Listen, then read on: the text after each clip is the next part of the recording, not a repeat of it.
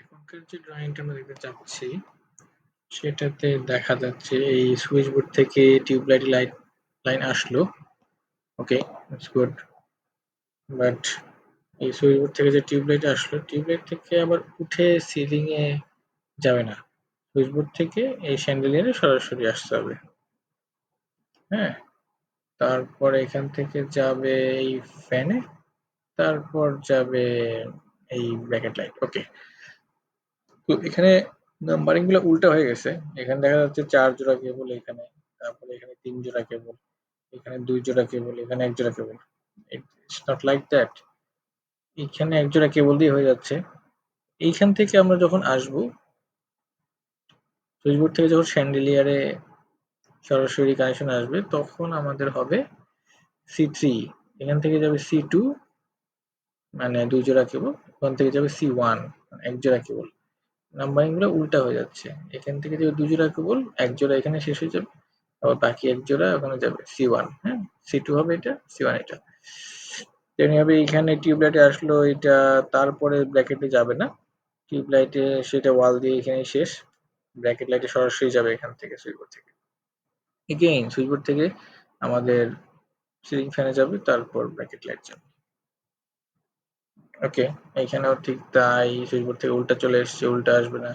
Switchboard থেকে এখানে এসে এখান থেকে আবার ব্যাক করবে না, সেটা বলতে চাচ্ছিলাম। সুইচবোর্ড থেকে সরাসরি সিলিং লাইটে যাবে, তারপর টিউবলাইটে যাবে। ব্যাক করার কোনো অপশন নাই। ওকে, এইখানে এই ছোট্ট জায়গাটা যদি আমি চিন্তা করি, এখান থেকে আসলো, আবার এখান থেকে গেল, যে না হয় সুইচবোর্ড থেকে সরাসরি ব্র্যাকেটে আসবে, সুইচবোর্ড থেকে সরাসরি সিলিং লাইটে যাবে, দুইটা হবে।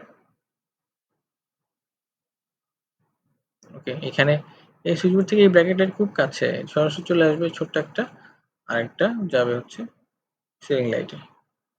এই সুইচবোর্ড থেকে এই সিলিং লাইটে আসবে, সুইচবোর্ড থেকে আলাদা, বা এই সিলিং লাইটে এসেও যেতে পারে। উল্টা কেন গেল? উল্টা তো যাবে না। ওকে, পাওয়ার তো দেখি।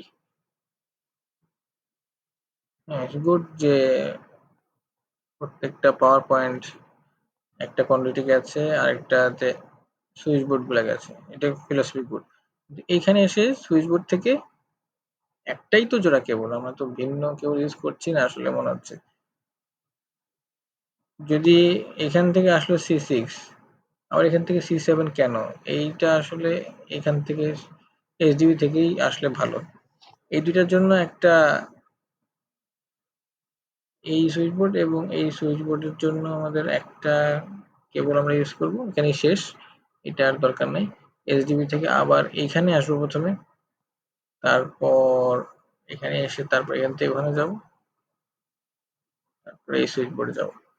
জোন ওয়াইজ আলাদা করে নিতে হবে। ওই ডান বামের সব জোন একটা দিয়ে তো কভার করা যাবে না।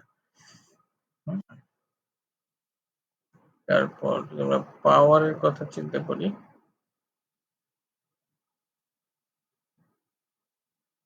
এই ড্রয়িংটা নিয়ে একটু কাজ করার আছে।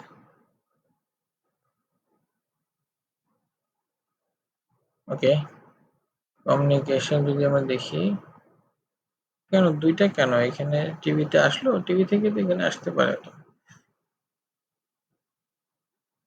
জায়গা আছে। এমনি যে এইখানে আসলো এই সিসিটিভিতে, এই সিসিটিভি থেকে এখানে আসবে, সবগুলো আলাদা দরকার নেই।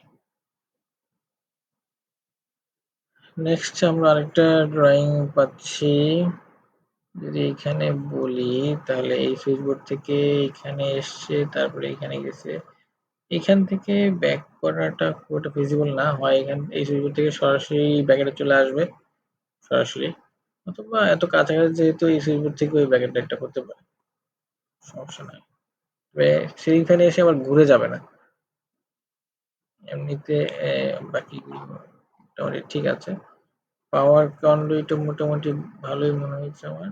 শুধু এখান থেকে যে কিউতে আসলো এবং পিতে গেল, তো কিউতে যেহেতু একটা এসি লাইন এসছে সম্ভবত, তারপরে এখানে একটা পিতে গেছে,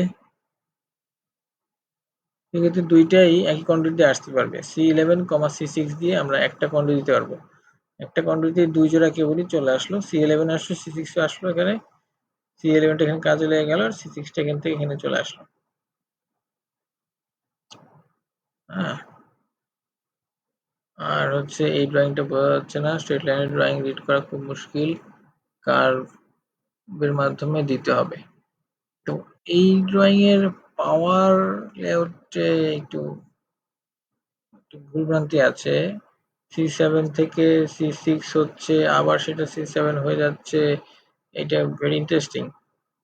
আবার C8 হয়ে যাচ্ছে, আই এম নট শিওর। আসলে তার এই নাম্বারগুলা একটু দেখতে হবে, তোমার উল্টা হচ্ছে। হ্যাঁ, পিকচারের নাম্বারটা উল্টা হয়েছে।